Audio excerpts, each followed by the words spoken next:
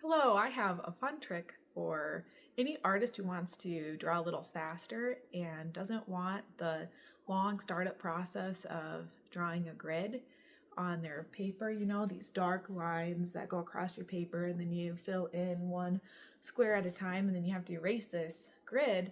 And a lot of the time that grid is still showing in the after picture, and that's not a very pretty look. So I want to show a really cool trick that I use to save a lot of time, not drawing the whole grid, and also it's so easy to erase. So this is what I do. First, I have an 11 by 15 paper, and I know that my drawing at the end will be framed in 11 by 14 matte. So I'm actually going to take the first inch off of this, and I'll show you with I mark off an inch, and this is where I'm going to start it. So for this one, I will draw a line across because I'm going to cut this eventually. Now, I have a pencil with an H on it. That means it's the easiest pencil to erase. If I went at it with a B8, I would never get these lines completely erased and it would show in the final drawing, which again is not a very pretty look. So here's my little trick. It's almost a cheat. It's so easy. So I have a ruler and I'm going to go down the page marking at every inch.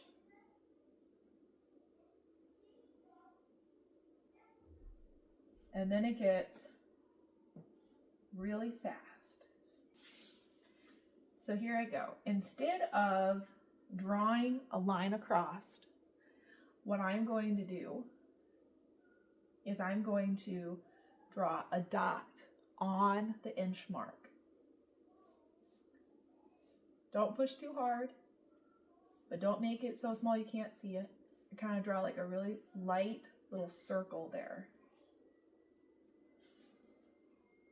And I scooch down an inch and I do the same thing again. So instead of drawing a grid, what I am drawing is a dotted grid. And this dotted grid works just the same as a line grid, but it will be so easy to erase. It's so much faster to draw because I don't need to go down the other direction. I would just keep in mind that I'm making sure that I'm starting my paper on the 0 line on my ruler and that I'm keeping visual recognition that these dots are in fact lining up.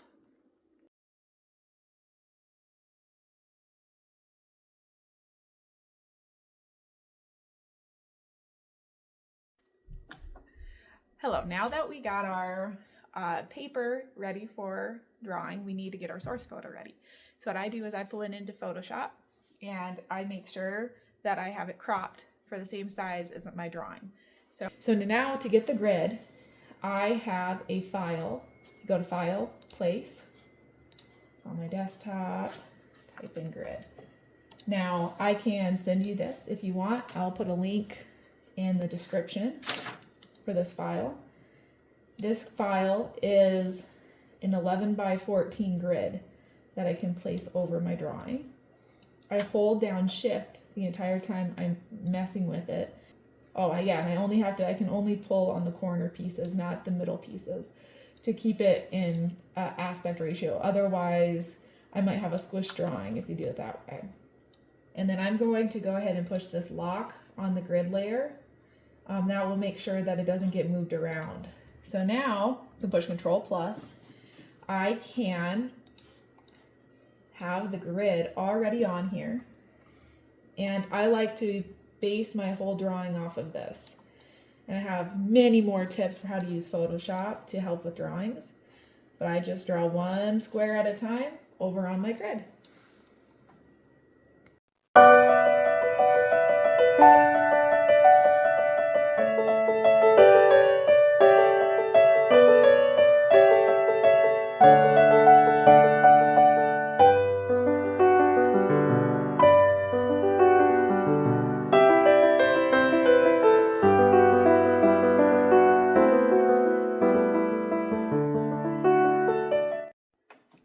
So I got the rough placement of the face and the arms and the hands and the hair. And that's what I like to do with the grid method. And I put the eyes, nose, and mouth very roughly on, as you maybe noticed. And the reason I don't go further is because eye shape, nose shape, mouth shape is more than just like, this is like the placement of those features, like the rough placement. But in order to do a good job, I think that you got to go and do a little bit of like the Loomis method over top of it. And I don't go into too much detail following the method. I studied it and took what I wanted from it. So I'll show you how I work with that a little bit more. I might just kind of go in with shadows. I kind of go back and forth, but I want to make sure that the eyes relate to each other and the nose and the mouth in a way that looks right. And if you've ever seen like amateur grid drawings, or maybe you have done this yourself and you work really hard, you get that eye in the right spot, and then you look at it from a ways away and you're like, ooh, that's not, something looks off, it looks choppy. And it's not where I want to complete one square really well and then move on. This is the rough placement of items based on the grid method. But then you need to feel it. You need to see it from a distance. You need to look at it and say, hey, does this feel right? Does this look right? And then really make sure that you're using your eyes and your senses and not relying too heavily on the grid method, because it can lead you astray and make your artwork look like some kind of mosaic or just looks really off. So yeah, I'll show you how I do it and maybe you'll learn something.